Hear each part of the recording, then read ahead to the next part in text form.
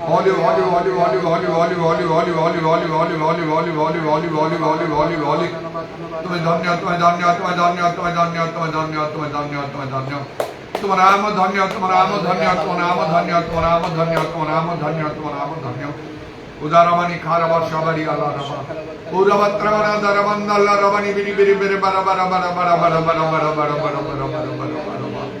উদাবা সবারি আল্লাহ রবানি বিরি বিরি বিরি বারা বারা বারা বারা বারা। উদাবন্দল্লা রবানি খারাবন্দল্লা রবানা দরবন্দল্লা রবানা বারা বারা বারা বারা বারা বারা রবা। Hallelujah, hallelujah, hallelujah. Hallelujah, hallelujah, hallelujah, hallelujah.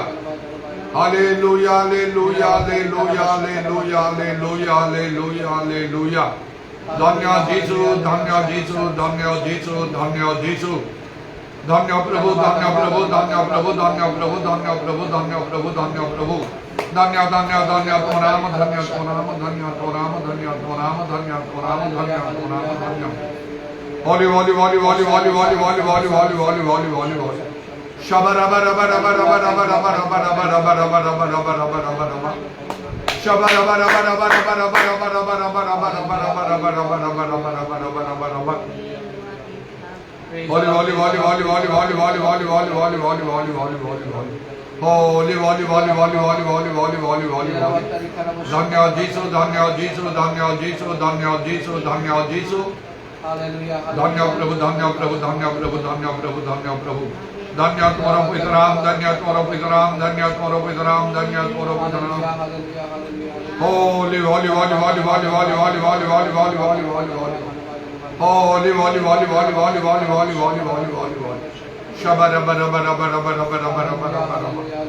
Shabba rabba rabba rabba rabba rabba rabba rabba rabba rabba rabba rabba rabba rabba rabba. Idaravani kharabat pramana daravan Allah ravani biri biri biri barama.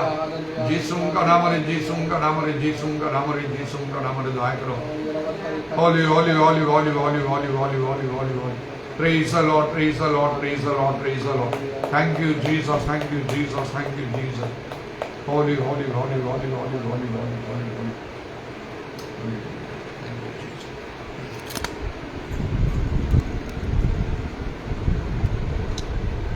तुम बिना प्रभु निराश जीवने किए दे पारे शांति।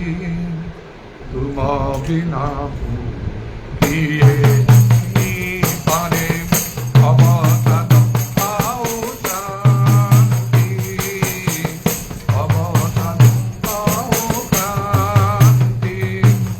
तुम बिना प्रभु निराश जीवन किए दे पारे शांति। तुम बिना किए नहीं पारे अवसाद आओ क्रांति, अवसाद आओ क्रांति। पापरे पीड़ित आजिर जगत अधीनतार गति। पापरे पीड़ित आजिर जगत अधीनतार गति। तुम हाथ गढ़ा माटीर मनीष, तुम हाथ गढ़ा माटीर Manish.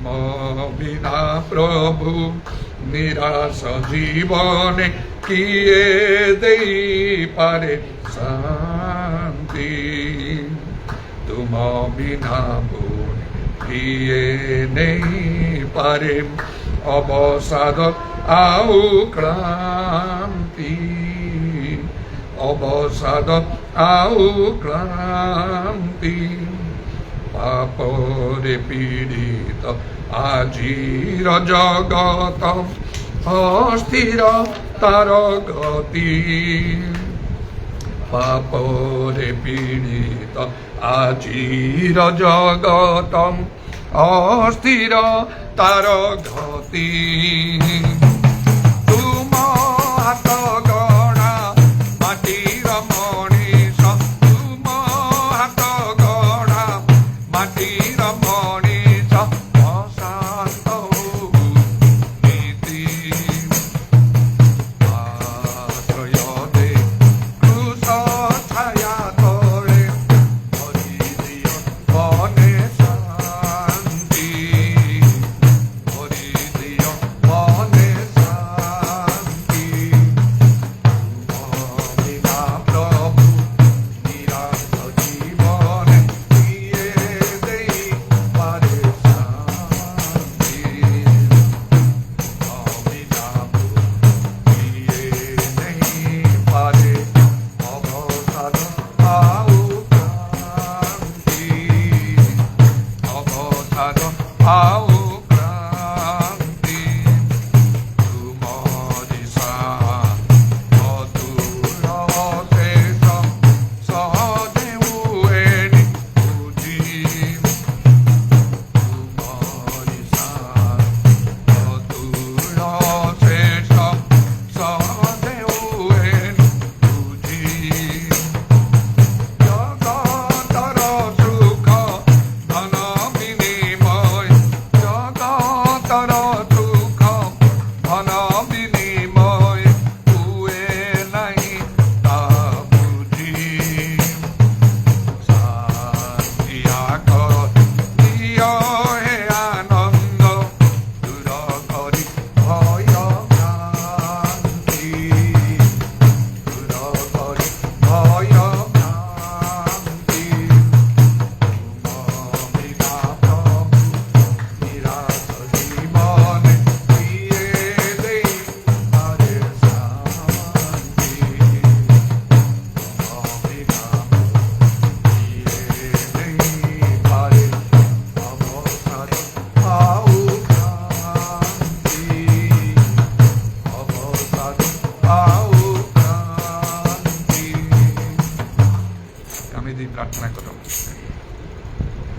Hallelujah hallelujah hallelujah hallelujah hallelujah ধন্যবাদ ধন্যবাদ ধন্যবাদ ধন্যবাদ ধন্যবাদ ধন্যবাদ এই বাত করবে ধন্যবাদ ধন্যবাদ ধন্যবাদ তোমার নিকটবর্তী করতে ধন্যবাদ ধন্যবাদ ধন্যবাদ হালেলুয়া রিজা বাবা রিরা রানী নানা মামা রিনা রাবা বাবা ও যিশু তুমি দয়া করো দয়া করো দয়া করো হালেলুয়া রিজা বাবা রিনা রিনা মামা রিনা উবা বাড়ি রারা রিরা রারা রারা রারা উবা রিজা রিজা নামা মানে নারা বাবা বা তুমি যিশু তুমি দয়া করো দয়া করো দয়া করো হালেলুয়া রিবা বাবা বা তুমি রোজামান করো দেবমান করো প্রভু দামান কর দেব তুমি যে আশা সে আশা তুমি পরিবর্তন নাই আগামী বুঝিলে পাইব তোমার বাক্য কথা পাইব এই বাক্যের সঙ্গে নেই চলে আমি সাহায্য করো দয়া করো আত্মিক মন করো আত্মারে পূর্ণ করো তিনি সাথে সাহায্য ঘরে আমি সাহায্য করো হালেলুয়া রিটা বাবা বা আমার যিশু তুমি দয়া করো কবিতা বলে প্রভু মনকে শান্তি দেই করে তুমি শান্তি দেই দাও তুমি আনন্দ দেই দাও এতে মহানন্দ ধন্যবাদ ধন্যবাদ ধন্যবাদ হালেলুয়া বাবা বাবা পাবন রক্তের ধৈর্য ধৈর্য ধৈর্য পাবকে মারো সুস্থকারী পরমেশ্বর প্রভু এতে মহানন্দ ধন্যবাদ ধন্যবাদ প্রভু আমার জানি চরণ ব্যবহার কথাবার্তা সাউরা পরিবর্তন করো নম্র করো নিম্ন করো যে নিজ উন্নত করতে ভাগ আমাকে উন্নত করতে তাও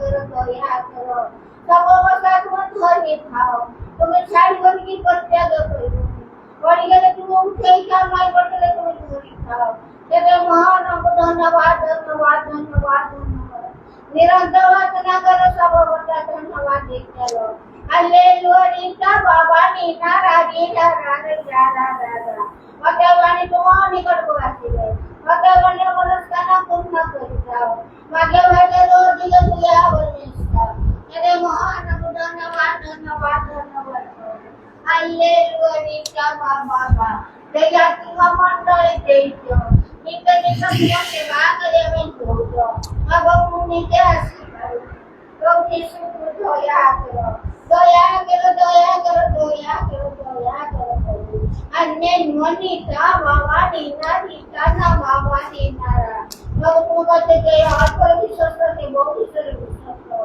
लोग से विश्वास करवा करते हैं मैंने कहती नहीं सबको विचार में विश्वास करवा करो देव तुम सहायता करो तुम दया करो एक देशवासी सर्वसे राज्यवासी दया करो मते मेरा दुआ तुमको तीना तुम जाना को तुम्हारा तुम्हारा करो तो निश्चय स्वीकार करो और समय नहीं तो प्रयास करो ये कर्म अक्षर पुरस्कार संकरे में हालेलुया बाबा नी राधा राधा ये सत्य जन्म से सत्य को मुक्त करो ये दे महान बुद्ध धन्यवाद त्या समता बोल गया आशीर्वाद अब दंडा संकर जो बात त्या संकर मुखर का तुझे पूरा करो हालेलुया बाबा तुम कहते विश्वास करो ये तेरा महिमा देखो पर्वत स्तर श्रेष्ठ मुक्ति तेरे महान धन्यवाद धन्यवाद प्रभु यीशु तुम दया करो प्रभु तुम्हारा आशीर्वाद करो प्रभु तुम्हारा सुख ये नित्य नित्य तुम सेवा करो वसंत को तुम सेवा करो हालेलुया आप यीशु की हम दया करो हालेलुया तुम हमको बड़ा दियो शक्ति दियो तो तुम जानते हो तो क्या करो अब यीशु तुम हमको हम सुख करो क्या विश्वास और करे हम हमको मस्त को बात जगह तुम्हें बड़ा दियो तुम्हें शक्ति हालेलुया बाबा निदाना ना मामा निदारे दादा बाबा तो यीशु दया करो मनार से विश्वास करो दया करो तेव्हा तुमचा प्रत्येक जण तेव्हा तुम्हाला सेवा करू एक गोष्ट मोठ्या नव्हती तेव्हा तुम्ही सांगायचं जो म्हणतो तेव्हा तुमचं समोर सुस्तता केवळ जर तुम्हाला ठरवायची ते महान धन्यवाद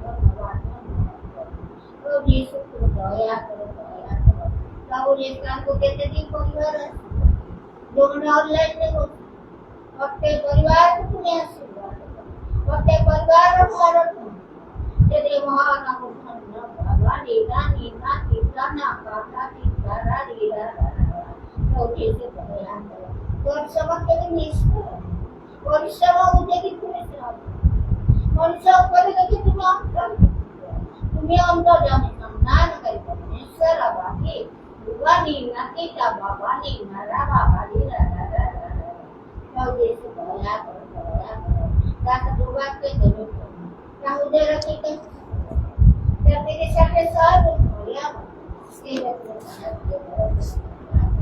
jadi sama bos sama teman sama saudara sama saudara untuk dia mau kalau sewa jadi mahal sama teman nanti sudah udah sama kita jadi mudah karena kata polisi kan ambil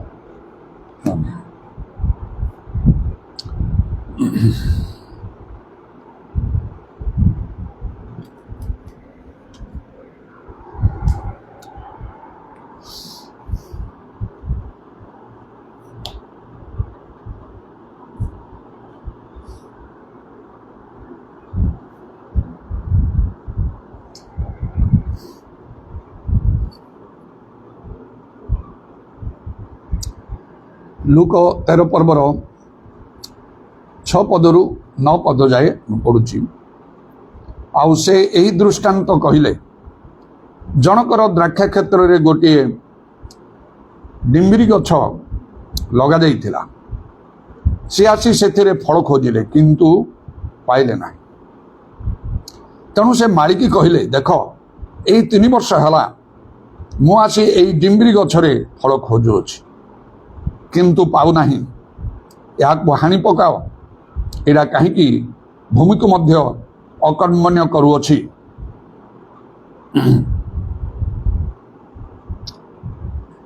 ମାତ୍ର ସେ ତାଙ୍କୁ ଉତ୍ତର ଦେଲା, ପ୍ରଭୁ ଏହାକୁ ଏଇ ବର୍ଷକ ମଧ୍ୟ ଛାଡ଼ି ଦିଅନ୍ତୁ। ମୁଁ ଇତିମଧ୍ୟରେ ଏହାର ଚାରିପାଖ ଖୋଳି ଖତ ଦେବି ଆଉ ପରେ ଫଳ ହୁଏତ ଭଲ, ନହେଲେ ତାକୁ ହାଣି ପକାଇବେ।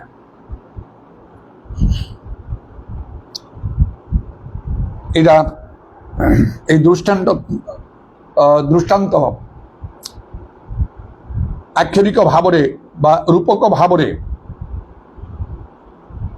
ଆଉ କୁହାଯାଇଥିଲା ଇସ୍ରାଏଲ ଜାତିକୁ। ସେମାନେ ସେଇ ଡିମ୍ବରି ସେମାନେ ଆଉ ସେ ବୃକ୍ଷ ପରି ଆଉ ସେ ଦ୍ରାକ୍ଷା କ୍ଷେତ୍ରରେ ସେ ଡିମ୍ବରି ବୃକ୍ଷ ସଦୃଶ ଲଗାଯାଇଥିଲା, ମାତ୍ର ସେମାନଠାରେ କିଛି ଫଳ ନଥିଲା। ଆଉ ତେଣୁ ତାକୁ ହାଣିଦେବା ପାଇଁ ଆଉ ସେ ବ୍ୟକ୍ତି ଜଣକ ଆଜ୍ଞା ଦେଲେ। ସେ ଦ୍ରାକ୍ଷା କ୍ଷେତ୍ରର ଆଉ ସେ ମାଳିକି କହିଲେ, ମୁଁ 3 ବର୍ଷ ହେଲାଣି ମୋର ଦେଖୁନାହିଁ। ସେ 3 ବର୍ଷ ବିବେକ ଯୁଗ, ବ୍ୟବସ୍ଥା ଯୁଗ, ଅନୁଗ୍ରହ ଯୁଗକୁ ବୁଝେଇବ। ବର୍ତ୍ତମାନ ଆମେ ଅନୁଗ୍ରହ ଯୁଗରେ ଅଛୁ। ଅନୁଗ୍ରହ ଯୁଗ ଯୀଶୁଖ୍ରୀଷ୍ଟଙ୍କ ଠାରୁ ଆସିଲା। ବ୍ୟବସ୍ଥାର ଯୁଗ ମୋଶାଙ୍କ ଠାରୁ ଆସିଲା। ମୋଶାଙ୍କ ପୂର୍ବରୁ କୌଣସି ବିଧି ବ୍ୟବସ୍ଥା ନଥିଲା, ମାତ୍ର ମନୁଷ୍ୟର ବିବେକ ଥିଲା। ପରମେଶ୍ୱର ମନୁଷ୍ୟକୁ ଭଲ ମନ୍ଦ ଜାଣିବାର ଜ୍ଞାନ ବୁଦ୍ଧି ଶକ୍ତି ଦେଇଥିଲେ। ତେଣୁ ବିବେକ ଅନୁସାରେ ଲୋକମାନେ କାର୍ଯ୍ୟ କରୁଥିଲେ ଆଉ ସେହିପରି ଭାବରେ ସେମାନଙ୍କର ବିଚାର କରାଯିବ। ବ୍ୟବସ୍ଥା ସମୟରେ ବ୍ୟବସ୍ଥା ଅନୁସାରେ ବିଚାର କରାଯିବ। ଅନୁଗ୍ରହ ଯୁଗରେ ମଧ୍ୟ ଆଉ ବିଚାର ରହିଛି ଈଶ୍ୱରଙ୍କର ବାକ୍ୟ ଅନୁସାରେ। କାରଣ ପ୍ରଭୁ ଯୀଶୁ କହିଲେ, ମୁଁ ଯେଉଁ ସବୁ ବାକ୍ୟ କହିଛି ତାହା ଶେଷ ଦିନରେ ତାହାର ବିଚାର କରିବ। ତେଣୁ ଆଉ ଏହିପରି ଆଜ୍ଞା ଦିଆହେଲା ସେମାନଙ୍କୁ ସେ ଗଛଟାକୁ ହାଣିଦେବା ପାଇଁ। ଆଉ ସେହିପରି ଭାବରେ ଇସ୍ରାଏଲ ଅଗ୍ରାହ୍ୟ ହେଲା। ବାଇବେଲରେ ଲେଖା ଅଛି, ଇସ୍ରାଏଲର ପତନ, ସେମାନଙ୍କର ପତନ ଜଗତର ଧନ ସ୍ୱରୂପ ହେଇଛି। ଯେତେବେଳେ 3 ବର୍ଷ ତୃତୀୟ ଆଉ ଯୁଗରେ ଯେତେବେଳେ ଯୀଶୁ ଆସିଲେ ଆଉ ସେଥିରେ ସେମାନେ ସମ୍ପୂର୍ଣ୍ଣ ବିଫଳ ହେଲେ, ତାଙ୍କୁ ଗ୍ରହଣ କଲେ ନାହିଁ, ଆଉ କ୍ରୁଶବିଦ୍ଧ କଲେ। ଆଉ ତାପରେ ସେମାନଙ୍କୁ ଛାଡ଼ି ଦିଆହେଲା। ପୃଥିବୀର ଚାରିଆଡ଼େ ଛିନ୍ନ ଭିନ୍ନ ସେମାନେ ହେଇଗଲେ। ଯୀଶୁଙ୍କୁ ସେମାନେ ଗ୍ରହଣ କରିପାରି ନାହାନ୍ତି ଏଯାଏ ମଧ୍ୟ। ଆଉ ତେଣୁ ଏଥିରେ ଆମମାନଙ୍କ ନିମନ୍ତେ ମଧ୍ୟ ଗୋଟିଏ ଉତ୍ତମ ଶିକ୍ଷା ରହିଛି। ଯଦି ପ୍ରଭୁ ଆମମାନଙ୍କୁ ମନୋନୀତ କରିଛନ୍ତି ଆଉ ସେ ଦ୍ରାକ୍ଷା କ୍ଷେତ୍ରରେ ଆମେ ଅଛୁ, ଦ୍ରାକ୍ଷା କ୍ଷେତ୍ର ମଣ୍ଡଳୀକୁ ବୁଝେଇବ। ଯଦି ପ୍ରଭୁ ଆମମାନଙ୍କୁ ମଣ୍ଡଳୀରେ ସ୍ଥାପନ କରିଛନ୍ତି, ତାହେଲେ ଆମମାନଙ୍କ ଠାରୁ ପ୍ରଭୁ ଫଳ ଚାହୁଁଛନ୍ତି। ଯଦି ଆମେ ଫଳ ଉତ୍ପନ୍ନ କରି ନପାରିବା, କୁହାଯିବ କାଟିକି ପକେଇ ଦିଅ ତାକୁ, ହାଣି ଦିଅ ତାକୁ। ସେଇଦିନ ବାପ୍ତିଜକ ଯୋହନ ମଧ୍ୟ ସେଇ କଥା କହିଲେ ତାଙ୍କ ନିକଟକୁ ଯେଉଁମାନେ ସବୁ ବାପ୍ତିସ୍ମ ନେବା ପାଇଁ ଆସୁଥିଲେ ବହୁତ ଲୋକମାନେ। ମାଥ୍ୟୁ 3 ପର୍ବରେ କହିଲେ, ଗଛ ମୂଳରେ କୁରାଡ଼ି ଲାଗିଛି, ଯଦି ଭଲ ଫଳ ନ ଫଳିବ ତାହେଲେ ତାକୁ ହାଣି ଦିଆଯିବ। ଆଉ ଥରେ ପ୍ରଭୁ ଯୀଶୁ ଯୋହନ 15 ପର୍ବରେ କହିଲେ, ମୁଁ ତମ ଦ୍ରାକ୍ଷାଳସ ତମାନେ ଶାଖା, ଯେଉଁ ଶାଖା ମୋଠାରେ ଥିବା ଯେକୌଣସି ଶାଖା ଫଳ ନ ଫଳେ ତାକୁ ଆଉ କାଟି ଦିଆଯିବ ଆଉ ତାକୁ ବାହାରେ ପକା ହବ। ତାପରେ ସେ ଶୁଖିଯିବ ଆଉ ତାକୁ ନିଆଁରେ ମଧ୍ୟ ଆଉ ତାପରେ ତାକୁ ନିଆଁରେ ପୋଡ଼ି ଦିଆଯିବ। ତେଣୁ ଆମମାନଙ୍କୁ ଫଳ ନିଶ୍ଚୟ ଫଳିବା ଆବଶ୍ୟକ। ପ୍ରଭୁ ଆମମାନଙ୍କ ଠାରୁ ଫଳ ଅର୍ଥାତ୍ ପ୍ରାକ୍ଟିକାଲ ବିଷୟ ଚାହାନ୍ତି।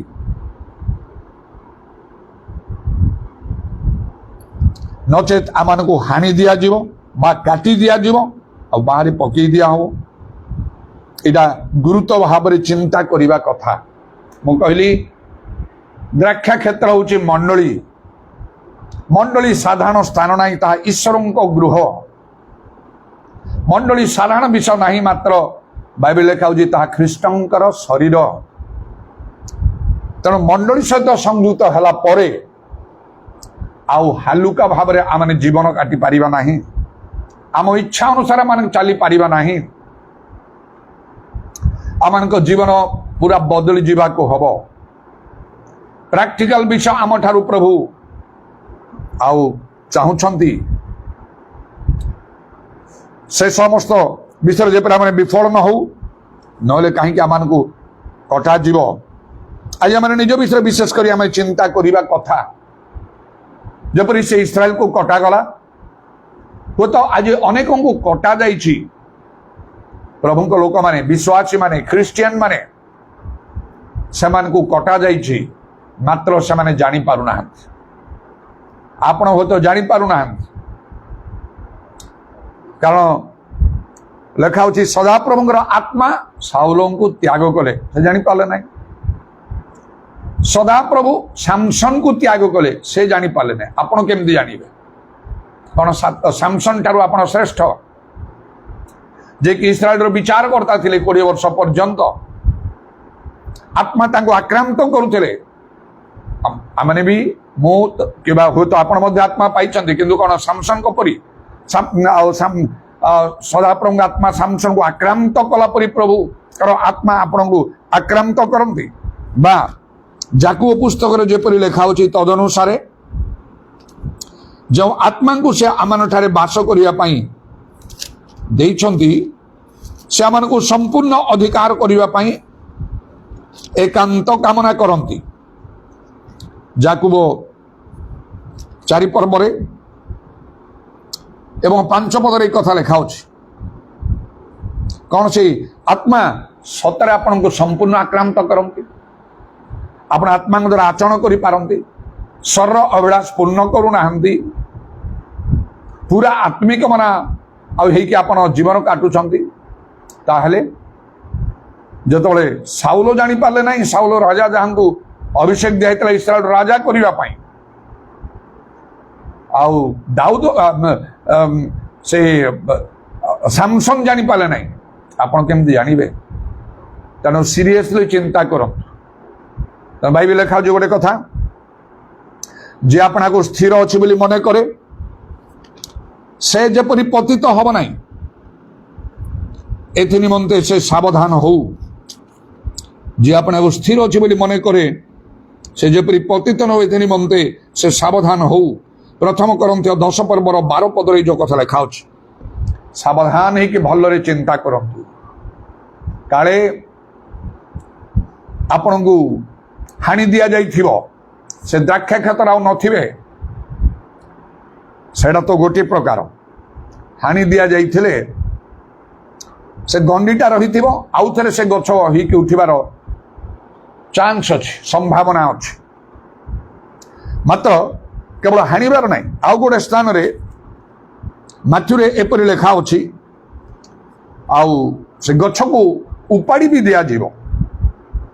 ମାଥ୍ୟୁ 15 ପର୍ବରେ ଦେଖିବେ, ତାର 13 ପଦରେ ଏପରି ଲେଖା ଅଛି, କିନ୍ତୁ ସେ ଉତ୍ତର ଦେଲେ, ମୋହର ସ୍ୱର୍ଗସ୍ଥ ପିତା ଯେଉଁ ସବୁ ବୃକ୍ଷ ରୋପଣ କରି ନାହାନ୍ତି, ସେ ସବୁ ଉତ୍ପାଟିତ ହେବ। ଗଛକୁ ହଣା ହେବ, ଆଉ ଏଇଠି ଲେଖା ହେଉଛି ଉତ୍ପାଟିତ ହେବ।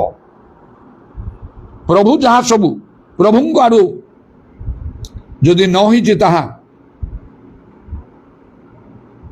ଯେଉଁ ସବୁ ବୃକ୍ଷ ମୋର ପିତା ରୋପଣ କରିନାହାନ୍ତି, ସେ ସବୁ ଉତ୍ପାଟିତ ହେଇଯିବ। ଯେତେବେଳେ ଉତ୍ପାଟିତ ହବ, ଆଉ କିଛି ଚାନ୍ସ ନାହିଁ। କଟା ଗଲେ ସିନା ମୂଳଟା ଭୂମିରେ ରହିବ, ଆଉ ଥରେ ଉଠିବାର ଚାନ୍ସ ଅଛି। ଆଉ ଯଦି ଉତ୍ପାଟିତ ହବ, ଉପାଡ଼ି ଦିଆଯିବ, ତାହେଲେ ତ ଆଉ କିଛି ନାହିଁ, ଗଲା ସେ ସବୁବେଳ ପାଇଁ, ସେ ଗଲା ସେ। এইপରି কাମ ପ୍ରଭୁ କରନ୍ତି। ଏଟା ପାଇଁ ଭୟ କରିବାକୁ ହବ, ଭୟ କମ କରି ଆପଣ ପରିତ୍ରାଣ ସାଧନ କରିବାକୁ ହବ। ଆଉ ଭୟ କରି ପ୍ରଭୁଙ୍କର ସେବା କର, କମ୍ପିତ ଉଲ୍ଲାସ କର ବୋଲି ଲେଖା ହେଉଛି। ନିଶ୍ଚିନ୍ତ ହେଇକି ରହିବାଟା ଠିକ ନାହିଁ। ବିଭିନ୍ନ ପ୍ରକାର ଧର୍ମକର୍ମ ସାଧନ କରି ସେଥିରେ ଖୁସି ହେବା ଉଚିତ ନାହିଁ। ନିଜକୁ ପରୀକ୍ଷା କରି ଈଶ୍ୱରଙ୍କ ଦୃଷ୍ଟିରେ ପରୀକ୍ଷା ସିଦ୍ଧ ଦେଖେଇବାକୁ ଯତ୍ନ କରିବା ଆବଶ୍ୟକ। ନହେଲେ ସେ ନିର୍ବୁଦ୍ଧି କନ୍ୟା ପରି ହବାକୁ ପଡ଼ିବ। ବର ଆସିବା ସମୟରେ ସେମାନେ ତ ଭାବୁଛନ୍ତି ଯେ ସେମାନେ ସବୁ ସମାନ, ମାତ୍ର 5 ଜଣ ଅଧା ନିର୍ବୁଦ୍ଧି ହେଇଗଲେ, ବରଙ୍କୁ ସେମାନେ ଭେଟି ପାରିଲେ ନାହିଁ। ଏହିପରି ଅବସ୍ଥା ଆସିଯିବ। ସାଉଲଙ୍କୁ ଯେତେବେଳେ ପରମେଶ୍ୱର ତାଙ୍କୁ ଉତ୍ପାଦିତ କରିଦେଲେ, ଆଉ ସେ ସାମସନକୁ ମଧ୍ୟ ସେମାନଙ୍କୁ ଉତ୍ପାଦିତ କରାହେଲା, କାରଣ ସାଉଲ ଆଉ ଫେରି ପାରିଲେ ନାହିଁ। ସେ କହିଲେ ମଧ୍ୟ ତାଙ୍କର ପାପ ସ୍ୱୀକାର କଲେ, ଭୁଲ ସ୍ୱୀକାର କଲେ। ସାମୁଏଲ ଭବିଷ୍ୟତ ବକ୍ତା ମୁଁ ପାପ କରିଛି, ଆଉ କ୍ଷମା ହେଲା ନାହିଁ। ତାଙ୍କୁ ଜବରଦସ୍ତ ଧରି ଟାଣିଲେ, ତାଙ୍କର ଲୁଗା ଧରିକି, ଲୁଗା ଚିରିଗଲା। କାରଣ ସାମୁଏଲ ତାଙ୍କୁ କହିଥିଲେ ତୁମେ ପରମେଶ୍ୱରଙ୍କର ବାକ୍ୟ ତୁଚ୍ଛ କଲ, ତେଣୁ ପରମେଶ୍ୱର ତୁମକୁ ତୁଚ୍ଛ କରିଛନ୍ତି ରାଜା ହେବାରୁ, ଆଉ ଜଣକୁ ଖୋଜିଲେ। ତେଣୁ ସାଉଲ ଆଉ କେବେ ଉଠି ପାରିଲେ ନାହିଁ। ସାମସନଙ୍କ କଥା ମଧ୍ୟ ସେପରି। ଯେତେବେଳେ ପ୍ରଭୁ ତାଙ୍କୁ ତ୍ୟାଗ କଲେ, ଆଉ ସେ ଜାଣିପାରିଲେ ନାହିଁ। ତାପରେ ତାଙ୍କୁ ବେଡ଼ିରେ ବନ୍ଧା ହେଲା, ନିଆଁ ହେଲା, ଆଉ କାରାଗାରରେ ଚକି ପେଶିଲେ, ଚକ୍ଷୁ 2ଟା ଉପାଡ଼ି ଦିଆହେଲା, ଆଉ ଶେଷରେ ତାଙ୍କୁ ନେଇ କୌତୁକ କଲେ, ଆଉ ସେ ମଲେ, ସେ ଉଠି ପାରିଲେ ନାହିଁ। ଆଉ ସାଉଲ କିମ୍ବା ସାମସନ ଏମାନେ ହୁଏତ ପରେ ଯେତେବେଳେ ସମସ୍ୟା ଆସିଲା, ବିଶେଷ କରି ସାମସନଙ୍କୁ ତ ହଠାତ୍ ଆକ୍ସନ ନିଆହେଲା, ଆଉ ସାଉଲଙ୍କୁ ହଠାତ୍ ଆକ୍ସନ ନିଆହେଲା ନାହିଁ। ମାତ୍ର ସମସ୍ୟାଟା ଷ୍ଟାର୍ଟ ହେଲା। ସଦାପ୍ରଭୁଙ୍କ ଠାରୁ ଗୋଟେ ମନ୍ଦାତ୍ମା ଆସି ତାଙ୍କୁ ବିରକ୍ତ କରିବାକୁ ଲାଗିଲା। ମାତ୍ର ସାମସନ ପ୍ରତି ସଡନ୍ ଆକ୍ସନ, ତାଙ୍କୁ ବନ୍ଧା ହେଲା, ଆଖି 2ଟା ଉପାଡ଼ି ଦିଆହେଲା, କାରାଗାର ରଖାହେଲା, ଚକି ପେଶିଲେ, ଏବଂ କୌତୁକ ଆଉ ସେମାନେ କଲେ ଯେପରି ସେମାନେ ତାଙ୍କ ସହିତ ଆଉ ତାଙ୍କର ମୃତ୍ୟୁ ହେଲା। ଏତେ ଉପର ସ୍ତରରେ ଏମାନେ ଥିଲେ। ପ୍ରଭୁଙ୍କ ସହିତ ସେମାନଙ୍କର କେତେ ନିବିଡ଼ ସମ୍ପର୍କ ନଥିଲା, ସେମାନଙ୍କର ଆତ୍ମିକ ଜୀବନ କେତେ ଉନ୍ନତ ମାନର ନଥିଲା। ଆଉ ନିଶ୍ଚୟ ଗୋଟେ କଥା ତ ଆମେ ଜାଣୁଛୁ, ଶେଷରେ ଯେତେବେଳେ ସାମସନ ପ୍ରଭୁଠାରେ ସେ କଲେ, ଏଇ ଥରକ ମୋତେ ଶକ୍ତି ଦିଅ, ମୁଁ ଏ ପଲିଷ୍ଟିୟମାନଙ୍କ ଠାରୁ ମୋର ଚକ୍ଷୁ 2ଟାର ଯେପରି ମୁଁ ପ୍ରତିଶୋଧ ନେବି। ସେ ବଳରେ ନହେଲା, ଆଉ ସେ ଶକ୍ତି ସେ ପାଇଗଲା। କ'ଣ ପାଇଁ ପାଇଲା? ସେମାନଙ୍କୁ ମାରିବାକୁ, ନିଜେ ମରିବାକୁ। ତାହେଲେ ସେ କ'ଣ ପ୍ରାର୍ଥନା କରିନଥିବ? ସେ କରିଥିବେ ନିଶ୍ଚୟ। କ'ଣ କହିକି, ପ୍ରଭୁ ମୁଁ ଭୁଲ କଲି, ମୁଁ ପାପ କଲି, ମୋତେ ଦୟାକରି କ୍ଷମା କର, ତୁମର ଅସାଧ୍ୟ କିଛି ନାହିଁ। ମୋର ଚକ୍ଷୁ 2ଟା ଉପାଡ଼ି ଦେଇଛନ୍ତି, ତମେ ନୂଆ ଚକ୍ଷୁ ମୋତେ ଦେଇପାରିବ 2ଟା। ମୁଁ ଅନୁତାପ କରୁଛି, ମୋତେ କ୍ଷମା କରିଦିଅ। ଆଉ ମୋର ଚକ୍ଷୁ 2ଟା ମୁଁ ପାଇଗଲା ପରେ ଦେଖ, ଏମାନେ ମୋତେ କେହି କଣ୍ଟ୍ରୋଲ କରିପାରିବେ ନାହିଁ। ତୁମେ ତ ମୋତେ ସେଇ ଶକ୍ତି ଦେଇଛ, ସେ ଶକ୍ତିରେ ମୁଁ ଏଇଠୁ ବାହାରିଯିବି, ଆଉ ପୁଣି ସେଇ ଇସ୍ରାଏଲରେ ଆଉ ମୁଁ ବିଚାରକର୍ତ୍ତା ହେଇକି ଆଉ ମୁଁ ରହିବି, ସେମିତି କାର୍ଯ୍ୟ କରିବି, ପଲିଷ୍ଟିୟମାନ ସହିତ ଯୁଦ୍ଧ କରିବି। କ'ଣ ଏଇ ପ୍ରାର୍ଥନା ସେ କରିନଥିବେ? ଏଇଟା କ'ଣ ତାଙ୍କର ଭିତରକୁ ଆସିନଥିବ? ମୋ ଭିତରକୁ ଆସି ତାଙ୍କ ଭିତରକୁ ଆସିବ ନାହିଁ? ନିଶ୍ଚୟ ଆସିଥିବ। ସେ କରିଥିବେ, ମାତ୍ର ଆଉ ପ୍ରାର୍ଥନାର ଉତ୍ତର ନାହିଁ। ସେହିପରି ସାଉଲ ମଧ୍ୟ କହିଲେ, ମୁଁ ପାପ କଲି, ମୋର ପାପଟା କ୍ଷମା କରିଦିଅ। ଶୁଣିଲେ ନାହିଁ ପ୍ରଭୁ ତାଙ୍କର। ଲୁଗା ଧରି ଟାଣିବାରୁ ସେଟା ପୁଣି ଚିରିଗଲା। ଆଉ ସାମୁଏଲ ରୋକଠୋକ କଲେ, ଏଇଟା ଗୋଟେ ଚିହ୍ନ, ଏଇ ଲୁଗାରେ ଚିରିଗଲା ପରେ ପରମେଶ୍ୱର ତୁମର ରାଜ୍ୟ ଚିରିକି ନେଲେ, ଅନ୍ୟ ଜଣଙ୍କୁ ମନୋନୀତ କରିସାରିଲେଣି, ତମ ପାଇଁ ଆଉ ପ୍ରଶ୍ନ ନାହିଁ। এইপরি তেণুকরি বাইবেল লেখা হচ্ছে নূতন নিয়মরে এভরি পুস্তকরে সত্য জানিলা পরে যদি জনে জানি জানি পাপ করুছে তা পাই আর ক্ষমা নাহি, তার অবস্থা সাংঘাতিক হয়েযিব, গুরুতর হয়েযিব, সম্পূর্ণ পতন হব, তার পতাশতা কিছু রহিব না। সে আপন হন্তু কিবা মু হুয়ে, ঈশ্বরଙ୍କୁ ভয় କରିବା ଆବଶ୍ୟକ। ପ୍ରଭୁ ସୁଯୋଗ ସ୍ୱରୂପ ଦେଇଛନ୍ତି, କ'ଣ ଚାହୁଁଛନ୍ତି? ଫଳ। କାହିଁକି ଏ ଫଳ ଫଳୁନାହିଁ? ମଣ୍ଡଳୀ ଭିତରକୁ ଆସିଲା ପରେ ଫଳିବାକୁ ହବ, ପ୍ରାକ୍ଟିକାଲ ଲାଇଫ କାଟିବାକୁ ହବ। ଆପଣଙ୍କ ଇଚ୍ଛାରେ ହାଲୁକା ଜୀବନ କାଟି ପାରିବେନି, ସିରିୟସ୍ ହେବାକୁ ପଡ଼ିବ। କ'ଣ ଫଳ ଫଳିବେ? ପ୍ରଥମେ ଆଉ ଆପଣଙ୍କୁ ମନ ପରିବର୍ତ୍ତନ କରିବାକୁ ପଡ଼ିବ, ପାପ ସ୍ୱୀକାର କରିବାକୁ ପଡ଼ିବ, ପାପରୁ ପୃଥକ ଜୀବନ କାଟିବାକୁ ପଡ଼ିବ, ପବିତ୍ର ଜୀବନ କାଟିବାକୁ ପଡ଼ିବ। ଏଇଟା ପ୍ରଭୁ ଚାହାନ୍ତି, ନହେଲେ କିଛି ଲାଭ ନାହିଁ। ଆଏ ପବିତ୍ରତାର ସୌନ୍ଦର୍ଯ୍ୟରେ ସଦାପ୍ରଭୁଙ୍କର ଭଜନା କର। ଭଲ ସୁନ୍ଦର ସ୍ୱର ଥାଇ ଗୀତ ଗାଇଲେ ପ୍ରଭୁ ଖୁସି ହେବେ ନାହିଁ। ଭଲ ଆଉ ବାଦ୍ୟଯନ୍ତ୍ର ବଜେଇଲେ ସେଥିରେ ପ୍ରଭୁ ଖୁସି ହେବେ ନାହିଁ। ସେସବୁ ଥାଉ, ମାତ୍ର ପବିତ୍ର ଆତ୍ମାରେ ପରିପୂର୍ଣ୍ଣ ହେଇକି କରିବା ପାଇଁ ପ୍ରଭୁ ଚାହାନ୍ତି। ପବିତ୍ରତାର ସୌନ୍ଦର୍ଯ୍ୟରେ ପ୍ରଭୁଙ୍କର ଭଜନା କରିବା ପାଇଁ ପ୍ରଭୁ ଚାହାନ୍ତି। ସରଳ ଭାବରେ ନମ୍ର ଭାବରେ ଜୀବନ ମାନଙ୍କର ବଦଳି ଯାଇଥିବ। ପ୍ରଭୁ ଯୀଶୁଙ୍କଠାରେ ବିଶ୍ୱାସ କରି ସୁସମାଚାରରେ ବିଶ୍ୱାସ କଲା ପରେ କ'ଣ ଲେଖା ଅଛି ମାର୍କ 16 ପର୍ବର 15-16 ପଦରେ, ନା ବାପ୍ତିଜିତ ହୋଇ ଆଉ ଯଦି ବାପ୍ତିଜିତ ହବ ତାହେଲେ ପରିତ୍ରାଣ ପାଇବ, ଯେ ବିଶ୍ୱାସ କରି ସେ ଦଣ୍ଡାଜ୍ଞା ପାଇବ। ଫଳ ଫଳିବାରେ ମନ ପରିବର୍ତ୍ତନ କରି ମନ ପରିବର୍ତ୍ତନର ବାପ୍ତିସ୍ମ ନେବା ଦରକାର। ସମସ୍ତ ଖ୍ରୀଷ୍ଟ ବିଶ୍ୱାସୀ ଏଇଟା ମନେ ରଖନ୍ତୁ। ଯଦି ମୋ ମୁଖରୁ ଆଜି ଶୁଣୁଛନ୍ତି ବା ପରେ ଶୁଣିବେ, ଆପଣ ଯଦି ଯୀଶୁଙ୍କଠାରେ ବିଶ୍ୱାସ କରୁଛନ୍ତି, ସୁସମାଚାରରେ ବିଶ୍ୱାସ କରୁଛନ୍ତି, ବାପ୍ତିସ୍ମ ନେବା ନିହାତି ଆବଶ୍ୟକ। ପ୍ରଭୁ ଯୀଶୁ ନିଜେ ନେଇଛନ୍ତି, ନହେଲେ ଆପଣ ଫଳ ଫଳୁ ନାହାନ୍ତି। ତାପରେ ପିତର କ'ଣ କହିଲେ ପେଣ୍ଟିକଷ୍ଟ ଦିନରେ? ମନ ପରିବର୍ତ୍ତନ କରି ଯୀଶୁଖ୍ରୀଷ୍ଟଙ୍କ ନାମରେ ପାପ କ୍ଷମା ନିମନ୍ତେ ବାପ୍ତିସ୍ମ ନିଅନ୍ତୁ।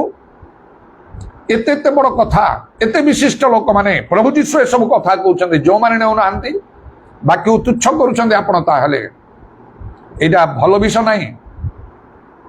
ଯଦି ପ୍ରଭୁ ଆପଣଙ୍କୁ ଉତ୍ପାଦିତ କରିବେ କିମ୍ବା କାଟିଦେବେ, ଆପଣ କ'ଣ କରିବେ? ସେତେବେଳେ ଯେତେବେଳେ ସେ କହିଲେ ସେ ଗଛକୁ କାଟିଦିଅ ବା ମୋ ପିତା ଯାହା ରୋପଣ କରନ୍ତୁ ଉତ୍ପାଦିତ ହବ, ସେତେବେଳକୁ ସେ କ'ଣ ଆଉ ସେ ଦ୍ରାକ୍ଷା କ୍ଷେତ ରହିବ? ସେଟା ଫିଙ୍ଗିଦେବେ ତାକୁ ନା, ଶୁଖିଲା ପରେ ତାକୁ ନିଆଁରେ ପୋଡ଼ିଦେବେ ନା। ଆପଣ ସେତେବେଳେ ଆଉ ମଣ୍ଡଳୀରେ ରହିପାରିବେ ନାହିଁ। ଯେଉଁମାନେ ମଣ୍ଡଳୀ ସଭାରେ ରହିପାରୁନାହାନ୍ତି ସେମାନେ ସାବଧାନ ହୁଅନ୍ତୁ ଟିକେ। ଏ କଥା ଚିନ୍ତା କରନ୍ତୁ, ଭିତରକୁ ନିଅନ୍ତୁ। କାଳେ ଆପଣ ସେଇ ଗଛ ନାହିଁ ତ ଯାହାକୁ କଟା ହେଇଛି ବା ପ୍ରଭୁ ଉପାଡ଼ି ଦେଇଛନ୍ତି। ସିରିୟସଲି ଆତ୍ମିକ ବିଷୟ ଆତ୍ମିକ ଭାବରେ ବିଚାର କରାଯାଏ ବୋଲି ଲେଖା ହେଉଛି ପ୍ରଥମ କରନ୍ଥୀୟ 2 ପର୍ବର 14 ପଦରେ। କାଳେ ପ୍ରଭୁ ମୋତେ ଉତ୍ପାଦିତ କରୁଛନ୍ତି କି?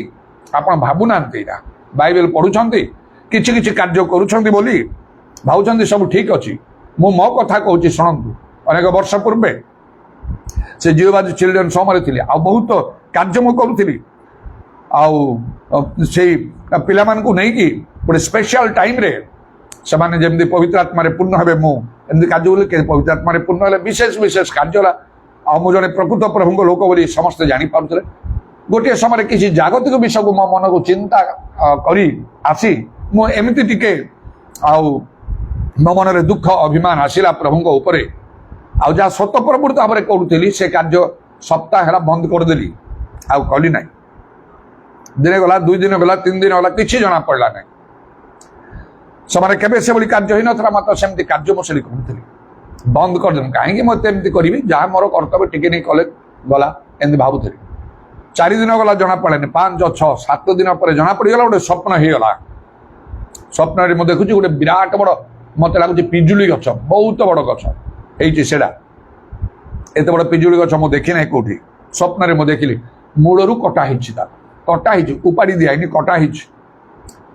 ଶାଖା ପ୍ରଶାଖା ସବୁ ଛିନ୍ ଛତରି ପଡ଼ିଛି, ଆଉ ବହୁତ ଫଳ ସେ ଗଛରେ ଫଳିଥିଲା, ସେ ସବୁ ଛିନ୍ ଛତରି ପଡ଼ିଛି।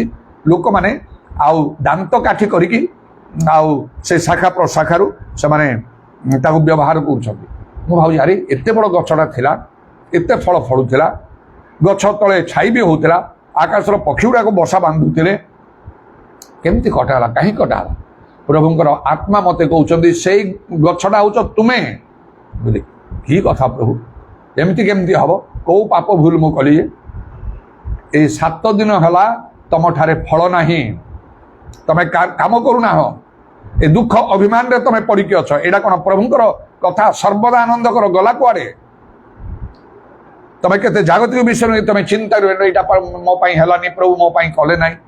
ପ୍ରଭୁଙ୍କର କ'ଣ ଉଦ୍ଦେଶ୍ୟ ଅଛି? ତମେ କ'ଣ ବୁଝିଛ? ସେଇଟା ଯାହା ନିରୂପଣ ହେଇଛି ତା କରାଯିବ। ତମେ କ'ଣ ବଦଳେଇ ପାରିବ? ଯାବଜୀବନ ବଦଳେଇ ପାରିବ ନାହିଁ। ଜଣେ ପ୍ରଭୁଙ୍କ ଲୋକ ହେବାକୁ ହେଲେ ସବୁ ଅବସ୍ଥାରେ ଧନ୍ୟବାଦ ଦେବାକୁ ହବ, ସର୍ବଦା ଆନନ୍ଦ କରିବାକୁ ହବ, ନିରନ୍ତର ପ୍ରାର୍ଥନା କରିବାକୁ ହବ। ତମର କାମ ବନ୍ଦ କରିଛ। ସପ୍ତାହ ହେଲା ନିଦ ଭାଙ୍ଗିଗଲା, ଭୟ ପାଇଲି, ଆଉ ପ୍ରଭୁଠାରେ ନିଜକୁ ସମର୍ପଣ କଲି, କ୍ଷମା ମାଗିଲି, କ୍ଷମା କରିଦିଅ ପ୍ରଭୁ, ପୁନର୍ବାର ମୁଁ କାମ କରୁଛି। କାମ କରିବାକୁ ଲାଗିଲି, କାର୍ଯ୍ୟ କରୁଛି ମୁଁ। ତେଣୁ କଟା ହେଇଛି ତ ଚାନ୍ସ ଅଛି ଗଛଟା ବଢିବ, ଉପାଡ଼ି ଦିଆ ହେଇଥିଲେ ଆଉ ଚାନ୍ସ ନାହିଁ। ସେମିତି ଆଉ ସୁଯୋଗ ହେଲା ନାହିଁ ସେ ଆଉ ସାଉଲଙ୍କୁ, ସୁଯୋଗ ହେଲା ନାହିଁ ପୁଣି ଫେରିବାକୁ ସାମସନକୁ, ସୁଯୋଗ ହେଲା ନାହିଁ ଇସ୍କରିୟତ ଯିହୁଦାକୁ। ପ୍ରଭୁ ଯୀଶୁ ସେଇଦିନ ତାକୁ ଉତ୍ପାଟିତ କରିଦେଲେ, କାଟିଲେ ନାହିଁ, ଉତ୍ପାଟିତ କରିଦେଲେ। ହେ ବନ୍ଧୁ, ଭଲ ଭାବରେ କଥା କରେ, ହେ ବନ୍ଧୁ ଯାହା କରିବା ପାଇଁ ଚିନ୍ତା କରୁ ଯାଇକି ଶୀଘ୍ର କର। ତାକୁ ଉତ୍ପାଟିତ କରାଲା, ସେ ଗଲା, ଆଉ ଫେରି ପାରିଲା ନାହିଁ। ସେଇପରି ଭାବରେ ଅନେକ ଲୋକମାନେ ଫେରି ପାରି ନାହାନ୍ତି। ଆପଣ ନିଜେ ଚିନ୍ତା କରନ୍ତୁ, ଯଦି ଆଜି ଫଳ ଫଳୁ ନାହାନ୍ତି ଆପଣଙ୍କୁ କାଟି ଦିଆ ହେଇଥିବ, ନହେଲେ ଉତ୍ପାଦିତ କରାହେଇଥିବ। ଉତ୍ପାଦିତ କଲେ ତ ଆଉ କୌଣସି ଚାନ୍ସ ହିଁ ନାହିଁ। ଆଉ ଯଦି କଟା ହେଇଥିବ ତାହେଲେ ଚାନ୍ସ ଅଛି ଆପଣ ଡିପେଣ୍ଡ କରିବା ପାଇଁ। ପ୍ରଭୁଙ୍କର ବାକ୍ୟ ଏଇ କଥା କହୁଛି, କେହି ଭାବନ୍ତୁ ନାହିଁ ମୁଁ କାହାକୁ ଲକ୍ଷ୍ୟ କରି କହୁଛି, ପବିତ୍ର ଆତ୍ମାଙ୍କ ଦ୍ୱାରା ଏଇ ବାଇବେଲ ଖୋଲିକି ମୁଁ କହୁଛି ଏଇ କଥା।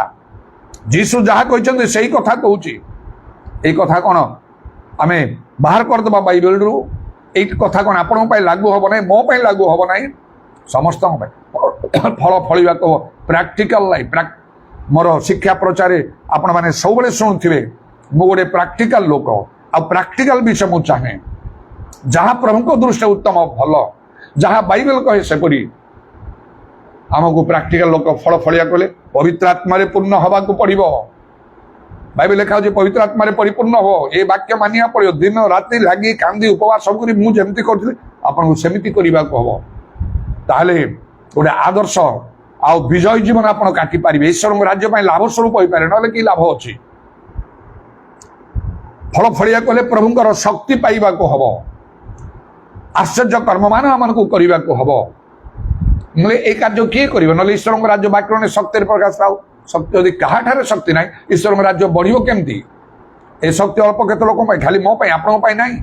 ମାର୍କ 16 ପର୍ବ 17-18 ପଦରେ ଲେଖା ଅଛି ନା, ବିଶ୍ୱାସର ଚିହ୍ନ ପାଞ୍ଚଟା। ପ୍ରଥମେ ଭୂତ ଛଡ଼େଇବ, ଶେଷରେ ପୀଡ଼ିତମାନଙ୍କ ଉପରେ ହସ୍ତ ଲଗେଇଲେ ସେ ସୁସ୍ଥ ହେବେ।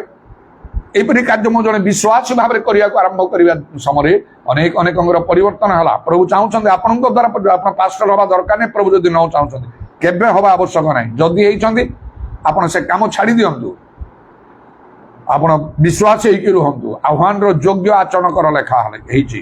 ଗୋଟେ ଦିନ ପ୍ରଭୁ ତମକୁ କିଏ କହିଲା ପାଷ୍ଟର ହେବା ପାଇଁ? ଏ ଆହ୍ୱାନ ଥିଲା ତୁମ ପାଇଁ।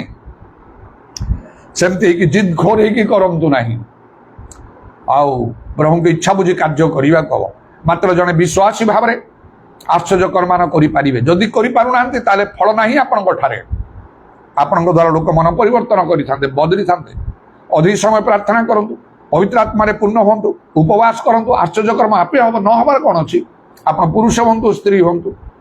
ତାହେଲେ ହାଲୁକା ଜୀବନ କାଠୁ ଖାଲି ଟିକେ ବାଇବେଲ ପଢ଼ିଦେଲେ, ଗୋଟେ ଦୁଇଟା ଗୀତ ଗାଇଦେଲେ, ପ୍ରାର୍ଥନା କରିଦେଲେ, କାମ ସରିଗଲା। କୋଉଠି ଆଶ୍ଚର୍ଯ୍ୟ କର୍ମ ହବ? ଶକ୍ତି ଆସିବ କୋଉଠୁ? ଆପଣ ଠାରେ ଫଳ ନାହିଁ। ଶତ୍ରୁକୁ ପ୍ରେମ କର ବାଇବେଲ ଲେଖା ହଉଛି।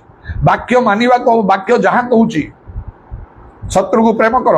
ଯଦି ଆମେ ମିତ୍ରକୁ ସମସ୍ତେ କରିବେ, କିନ୍ତୁ ବାଇବେଲରେ ଲେଖା ଶତ୍ରୁକୁ ପ୍ରେମ କର। ପ୍ରଭୁ ଯୀଶୁ ନିଜେ କହିଲେ, ଯଦି ସେପରି କରିପାରୁନାହାନ୍ତି ତାହେଲେ ବାକ୍ୟ ଆପଣ ପାଳନ କରୁନାହାନ୍ତି। ଶତ୍ରୁ ପାଇଁ, ତାଡ଼ନାକାରୀମାନଙ୍କ ପାଇଁ ପ୍ରାର୍ଥନା କରିବାକୁ ହବ। ମୁଁ କହିଲି ମୁଁ ଜଣେ ପ୍ରାକ୍ଟିକାଲ ଲୋକ ହିସାବରେ ଏମିତି କୌଣସି ଶତ୍ରୁ ମୋର ଜଗତରେ ନାହିଁ ଯାହା ପାଇଁ ମୁଁ ପ୍ରାର୍ଥନା କରେ ନାହିଁ।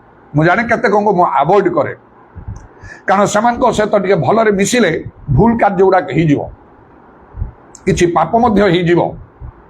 ତେଣୁକରି ମୁଁ ଆଭଏଡ୍ କରେ। ମାତ୍ର ଯେପରି ଶତ୍ରୁକୁ ପ୍ରେମ କରିପାରିବି ଏଥିପାଇଁ ମୁଁ ପ୍ରାର୍ଥନା କରେ। ବେଳେ ବେଳେ ମିଳନର ଭାବ ଦେଖାଏ, ସତର୍କ ହେଇକି, ସାବଧାନ ହେଇକି। ଜାଣେ ବେଶୀ ଆଗକୁ ବଢ଼ିଲେ ହବ ନାହିଁ, କାଳେ ଭୁଲ ହେଇଯିବ, ପାପ ହେଇଯିବ। ତେଣୁକରି ସତର୍କତା ରହିବାକୁ ପଡ଼ିବ। ମାତ୍ର ପ୍ରାର୍ଥନା କରେ। ସେ ନରକ ଯିବାକୁ ମୁଁ ଚାହେଁ ନାହିଁ ପ୍ରଭୁ, ଗୋଟିଏ ଲୋକ ନରକ ଯିବାକୁ ମୁଁ ଚାହୁଁନି, ସେଇଠୁ ଉଦ୍ଧାର ନାହିଁ ନା। ଆଉ ସେ ଈଶ୍ୱରଙ୍କ ରାଜ୍ୟ ବୃଦ୍ଧି କରିବା ପାଇଁ ଚର୍ଚ୍ଚ ପ୍ଲାଣ୍ଟିଂ ନାହିଁ, ଚର୍ଚ୍ଚ ପ୍ଲାଣ୍ଟେସନ୍ ବିଷୟର ଦାୟିତ୍ୱ ମୋତେ ଦିଆହେଇଛି। ଖାଲି ମଣ୍ଡଳୀ ଗଢ଼ିବା ପାଇଁ ନାହିଁ, ଈଶ୍ୱରଙ୍କ ରାଜ୍ୟ ବୃଦ୍ଧି କରିବା ପାଇଁ। ସେହିପରି ଭାବରେ ମୁଁ କରେ। ଆପଣ ଟିକେ ଚିନ୍ତା କରନ୍ତୁ, କ'ଣ ଏ ବାକ୍ୟ ଆପଣଙ୍କ ପାଇଁ ନାହିଁ? ଆପଣଙ୍କର ଶତ୍ରୁ ବିପକ୍ଷ ଥିବେ, ଥାନ୍ତୁ, ଆପଣ ତାଙ୍କ ପାଇଁ ପ୍ରାର୍ଥନା କଲେ ପ୍ରଭୁ ଆପଣଙ୍କୁ ଆଶୀର୍ବାଦ କରିବେ। ଏଇଟା ଜଣେ ପ୍ରଭୁଙ୍କ ଲୋକର ପ୍ରକୃତି, ସ୍ୱଭାବ, ଆଚରଣ ହେବା ଦରକାର। ଆପଣଙ୍କର ମନ ଦୁଃଖ ଥିବ, ଅଭିମାନ ଥିବ, प्रभु प्रति जे प्रभु मो पाई किछि कार्य कले नहीं जदि प्रभु ठार अछंती से आम समस्त चिंता से कार्य कले के अन्यता करने समय आउ से सुंदर करी कार्य करेंगे आमर कर्तव्य जो नहीं तो ठीक अच्छे सर्वदा आनंद कर निरंतर प्रार्थना समस्त धन्यवाद मु अनेक विषय भावे जो विशेष विशेष स्वप्न दर्शन मत दि जाइए सेगुड़ाक सफल तो होने प्रभुंर कार्य पृथ्वीर प्रांत जे कार्य पर्यंत है 60 years 8 years कंटिन्यू करुच्ची मत जदि से सब होता जागतिक आत्मिक भाव में बहुत ऊपर को रही था कौन सी चिंता ही न था साक्ष्य बहुत भलरे था लोक मान उत्साहित करता बाइबल आउ गोटे जगह लिखा तुम अंतिम काल विषय तुम प्रत्याशा अच्छी मैंने शेष समय अच्छे मैंने मोर अंतिम समय ना यहाँ अंतिम समय होते मुझे बसिकी उच्च स्वर कर कथा कही पारि न था बैक चल पारि न था चली पारि न था देखी पारि न था शुणी पारि न था 100 किलोमीटर दूर को जाकि पब्लिक मीटिंग गुड़ाक नहीं पारि न था आउ सब कार्य कौन कर वो तो प्रभु रखी थे जदि ना आउ गोटे विषय तार आत्मिक विषय थी ठीक अच्छे भल कथा जहाँ प्रभु तुम इच्छा केवल जदि मोर पाप मोर मंगल निवारण करुच्ची ताहले मुझे दुखित मुझे क्षमा प्रार्थना करने को निजक सजाड़िया जदि पाप अच्छी तो मंगल हम ना प्रभु मत धरवे कहीं तुम आम चिंता कर विषय तुम कहीं घटिला ना तमें पाप कल आज्ञा लंघन कल विश्वास कल ना यहीटा जमी प्रभु मत धरवे निजक परीक्षा करे जदि प्रभु किसी मोर पाप भूल अच्छी तो मत क्षमा करद आ तुम संकल्प मोठारे सफल हवा सब गोटी गोटी कर गोटे विफल हम ना ना जदि मु बुझी पारु ना जोड़ा मत स्वप्न दर्शन दिखाई से सांकेतिक भाव भल ठीक अच्छे प्रभु जदि जहाँ चिंता कर प्रभु चिंता ठीक अच्छे धन्यवाद तो दवाक पड़े आनंद करिया पड़े प्रार्थना करिया पड़े मुझे करुच्ची आपण को सेमती करने को हम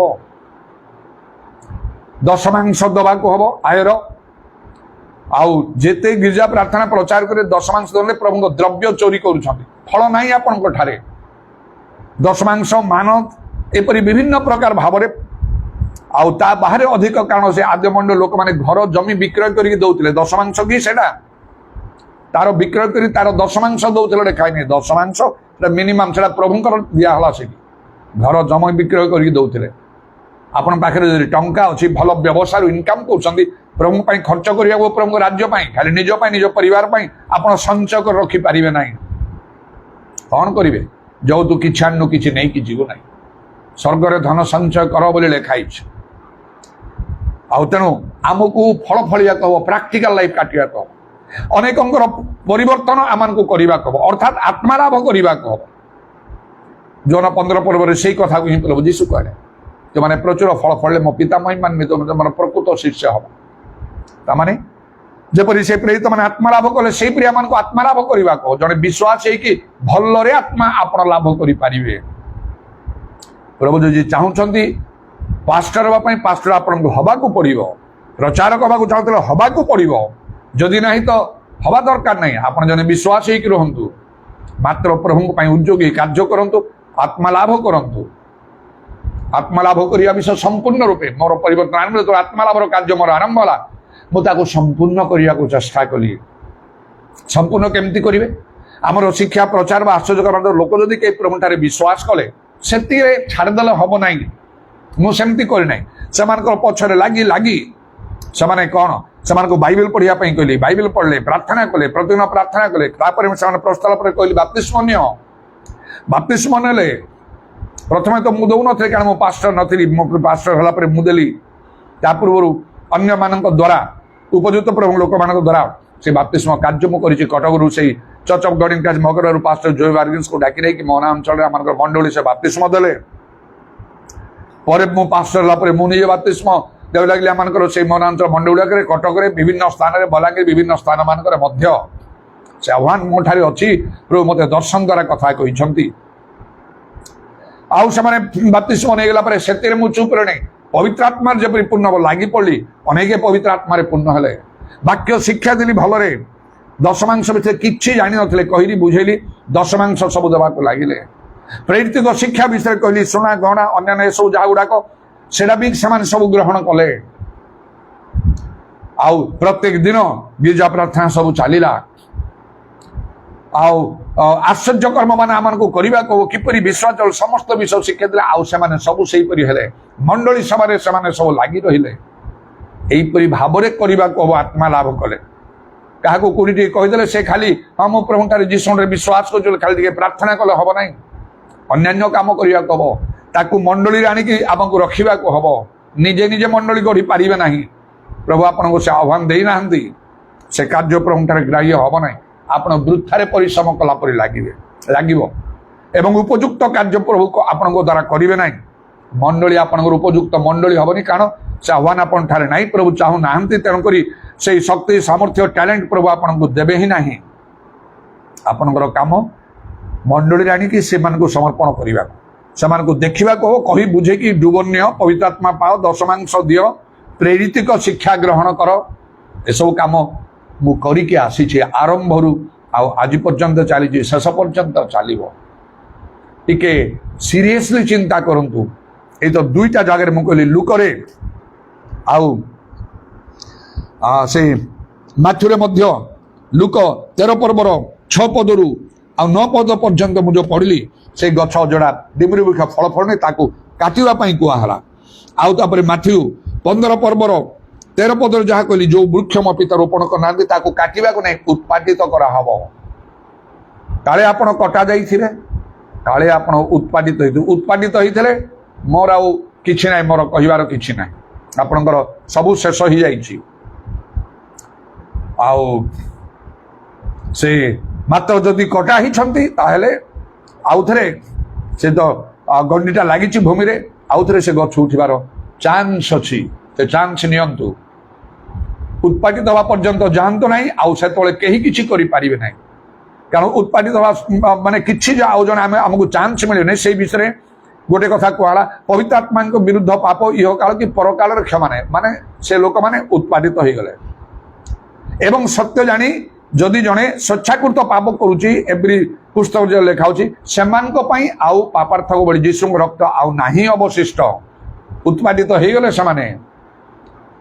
से समय जेपरी आसब ना ए निमंते सावधान हो द्राक्षा क्षेत्र हूँ मंडली मंडली रे संयुक्त होला आपण इच्छा जीवन काटी पारे आपणकर परिवार लोक इच्छा जीवन काटी पारे गोटे स्त्री ता स्वामी इच्छा जीवन काटी पार ना आमर समाज राज्य देश नियम अनुसार चली पारे ईश्वर नियम अनुसार चलने को हम से निमंते तो दानिएल तांकर बंधु माने से सिंहगर्त अग्निकुंड निक्षेप करने निक्षेप से करागला मात्र प्रभु की रक्षा कले आम ठीक से परी करने को हम जीवन को आम धर्म जीवन को बड़ सीरियसली आम को नवा हम वाक्य निहाती सफल करने को हम ईश्वर राज्य निमंते आम को कार्य करने को लाभ स्वरूप हवा को हम आत्मिक जीवन को आम मजबूत करने को हम विश्वास उत्तम युद्ध आम को प्राणपण करने बाइबल लेखा आम प्राण तुम ठारे संतुष्ट नुहे आमर आत्मा तुम ठारे संतुष्ट नुहे बोले लिखा गोटे प्रैक्टिकल लाइफ आम आवश्यक आदि आम ठारे फल देखा जौन 15 पर्व प्रभु यीशु कले जो शाखा फल फले अधिक फल फलिया मो पिता ताकू परिष्कार करेंगे एवं आउ कौन कहले ना जदि तुमने प्रचुर फल फल ताले पिता महिमान्वित हे आउ तुमने मोर प्रकृत शिष्य हम जौन 15 पर्वर 8 पदरे प्रभु खुशी हे आम ठारे एवं तार 16 पदर लिखा तुम्हें माने मते मनोनीत करना किंतु मु तुमको मनोनीत करी आउ तुम्हें माने जेपरि जाई फल उत्पन्न करबो तुमनकर फल स्थायी एथि निमंते तुमको नियुक्त करी सेथिरे तुम्हें माने मो नाम रे पिता को जहा किछि मागिबो से ताहा तुम मानकु देबे praise the Lord hallelujah hallelujah hallelujah उदारबानी खाराबा शबारी अल्लाह रबानी काराबा त्रमना खाराबंदला रबानी दाराबंदला रबा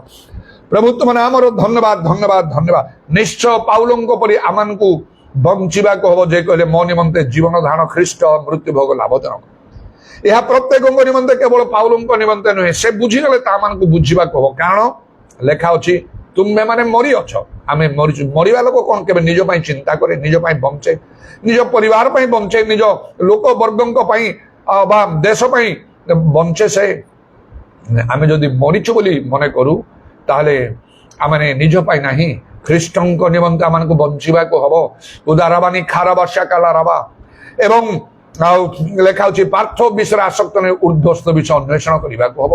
ଈଶ୍ୱରଙ୍କର ଇଚ୍ଛା ସାଧନ କରିବାକୁ ହବ। ଆମମାନଙ୍କୁ ପ୍ରଭୁ ନିଜକୁ ପରୀକ୍ଷା କଲେ ଅନେକ ବିଷୟରେ ମାନେ ବିଫଳ ଥିବାର ଦେଖାଯିବ। କାଳେ ହୁଏତ ଆମମାନଙ୍କୁ କଟାଯାଇଛି କି ଉତ୍ପାଦିତ କରାଯାଇଛି। ଆମମାନଙ୍କୁ ଜାଣିବାକୁ ବୁଝିବାକୁ ହବ। ପୁରା ବାସାବାରି ଆଲ୍ଲାରାବାନି ଖାରା ବାଙ୍ଗାଲା ରବାନି ଖାରା ବାଙ୍ଗାଲା ରବା।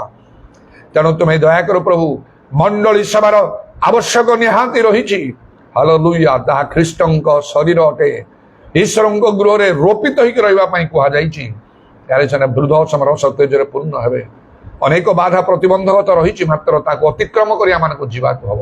କାରଣ ଲେଖା ହଉଛି ସେ ପଥ ସଂକୀର୍ଣ୍ଣ, ଅନେକ ଚେଷ୍ଟା କରିବେ ପାରିବେ ନାହିଁ। ତେଣୁକରି ପ୍ରାଣପଣ କର, ଆମମାନଙ୍କୁ ପ୍ରାଣପଣ କରିବାକୁ ହବ। ଯୀଶୁଙ୍କ ନାମରେ ଦୟା କର, ପ୍ରତ୍ୟେକ ସଙ୍ଗରେ କଥା କୁହ। ଯାହା ପାଇଁ ଯାହା ପ୍ରয়োଜନ ତୁମେ ଜାଣିଛ, ତୁମ ଇଚ୍ଛା ମତେ ସେ ସମସ୍ତ କାର୍ଯ୍ୟ ସାଧନ କର। ତୁମର ଶାନ୍ତି ଅନୁଗ୍ରହ ଆମ ସମସ୍ତଙ୍କର ସହବର୍ତ୍ତୀ। ତୁମର କଣ୍ଟାବିଧା ପାଦ ପ୍ରଣାମ ଆଉ ଚୁମ୍ବନ କରି ଏବଂ ତୁମର ହସ୍ତରେ ମାନଙ୍କର ସରପଣାତ୍ମା ସବୁ ସମର୍ପଣ କରି ନିତ୍ୟ ଜୀବିତ ପ୍ରଭୁ ଯୀଶୁ ଖ୍ରୀଷ୍ଟଙ୍କ ନାମରେ ପ୍ରାର୍ଥନା କରୁଅଛି। ଆମେନ୍। Be still and know that I am God. Be still and know that I am God. Be still and know that I am God. In thee, O God, we put our trust. In thee, O God, we put our trust. In thee, O God, we put our trust. Be still and know that I am God. Be still and know that I am God. Be still and know that I am God. ପିତା ଈଶ୍ୱରଙ୍କର ପ୍ରେମ, ପ୍ରଭୁ ଯୀଶୁ ଖ୍ରୀଷ୍ଟଙ୍କର ଅନୁଗ୍ରହ, ପବିତ୍ର ଆତ୍ମାଙ୍କର ସହାୟତା, ପ୍ରଭୁ ଯୀଶୁଙ୍କର ଗୌରବମୟ ପୁନରାଗମନ ପର୍ଯ୍ୟନ୍ତ ଆମ ସମସ୍ତଙ୍କର ସହବର୍ତ୍ତୀ। ଆମେନ୍।